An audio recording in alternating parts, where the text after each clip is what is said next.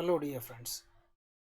Today I will be starting your new semester, and in that we have a paper entitled Food, Soil and Agricultural Microbiology. With respect to this, today we are going to see some aspects of food and its definition and composition. How do you define a food? Food is defined in two terms. Basically, you can define a food for a common man or have the scientific definition of food. For a common man, the definition of food, it is somewhat like this.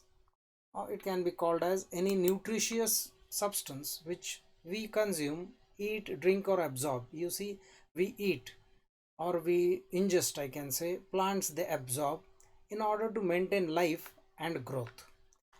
In this context, the biological or the scientific definition of food is something different.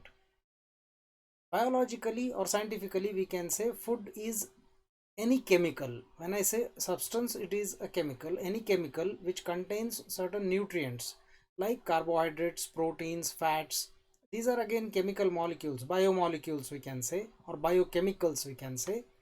These are food substances are composed of carbohydrates, proteins, fats, which can be ingested by a living organism, any cell, a microorganism, plant cell, animal cell, all types of living cells. They ingest it, they metabolize it into energy and form components of the body tissues.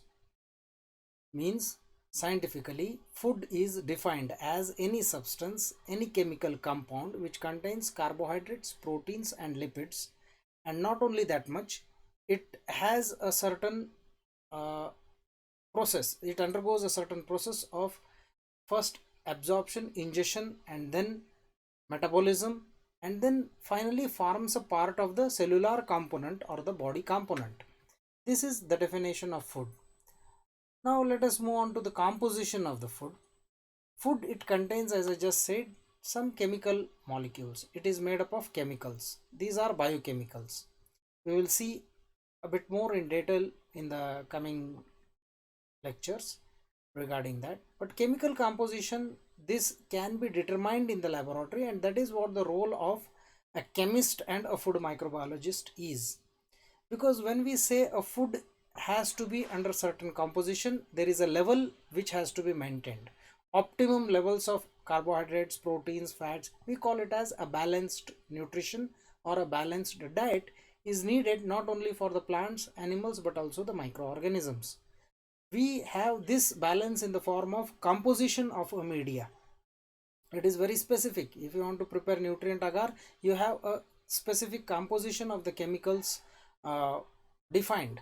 Unfortunately, we don't follow it for ourselves in our routine life, isn't it? Think about it. If you have a particular composition, a fixed composition, then maybe we would have gone with a much more better health and a better longevity, that is age, I can say. Anyway, so food has a composition. This chemical composition can be determined in the laboratory, and thus the chemical composition variability determines the quality of the food. Food is good, food is bad. Analysis of food, we will see those things and how microorganisms are involved in it. All these compositions for a particular country, for a particular state, nowadays is made available online. You can visit various websites of the central government and the state government. They give you a composition of the foods which we consume as a staple diet, means which we consume in our day-to-day life.